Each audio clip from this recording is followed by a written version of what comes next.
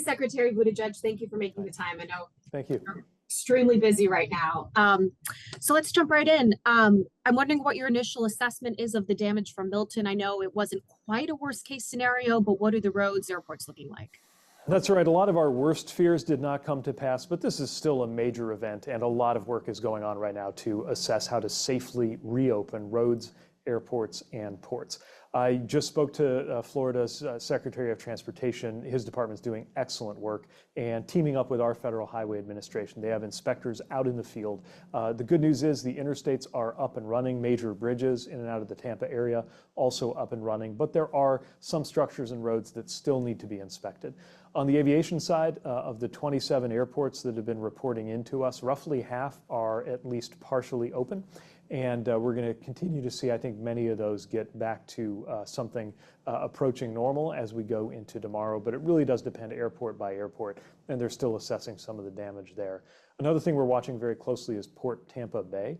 This is a very important port, especially for energy needs for Florida. Work needs to happen to make sure it is safe for reopening. But as far as the landside port infrastructure there, again, the preliminary indication is that it escaped some of the worst damage we were worried about.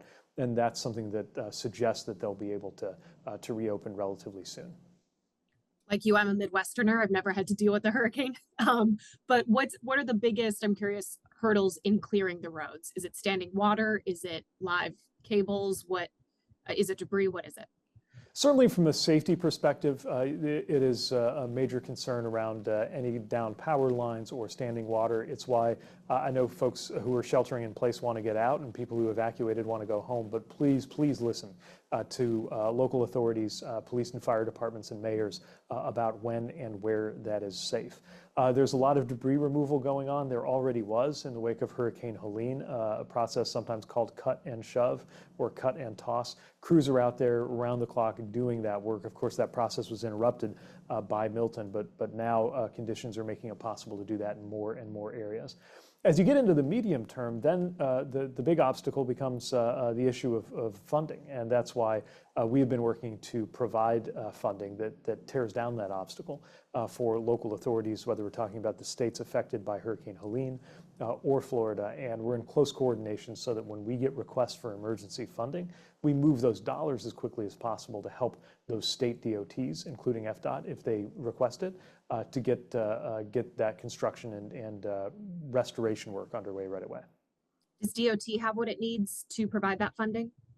We do for now. We are below $200 million in our emergency relief account. That's enough to cover immediate needs and requests.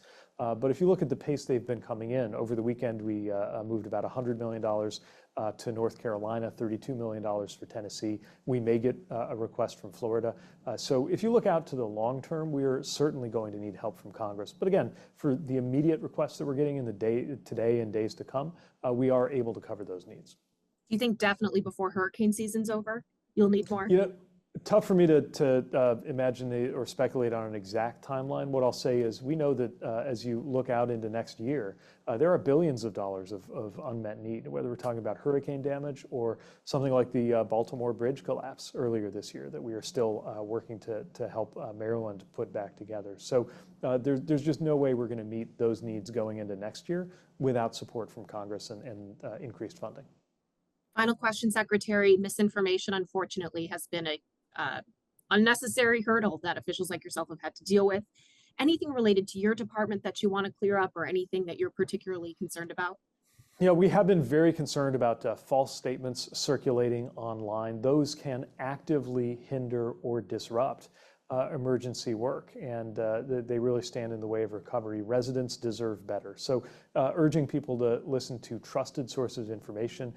If you're wondering what FEMA is doing, look at what FEMA directly has to say, not some guy on the internet. Listen to what your mayor and fire department and others have to say, because it really is important to get good information, especially when it comes to requesting and receiving aid.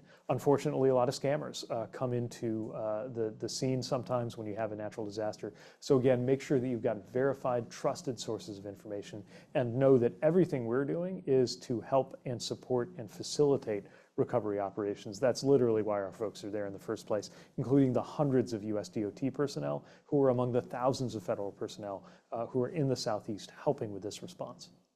You don't know party, you're not paying attention to party when it comes to the state. Yes. Not at all. I mean, look, I've been talking to senators, mayors, governors. You would never know from the conversation which ones were in the same party as mine. When I talked to Florida's DOT director, you would have no idea that his boss and my boss belong to different political parties. That's not what it's about right now. It's about getting things done, getting people the help they need, and getting communities back to normal.